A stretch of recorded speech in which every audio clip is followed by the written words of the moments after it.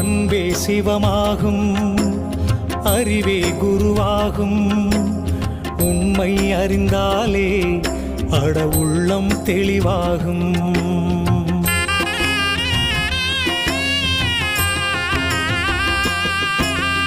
அன்பே சிவமாகும், அறிவே குருவாகும்.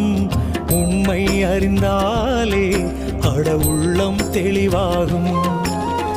எங்கே இருந்தாலும் உன்னை அறிந்து கொண்டால் நீயும் கடவுளும் ஒன்றே என்ற நிலையே உருவாகும்.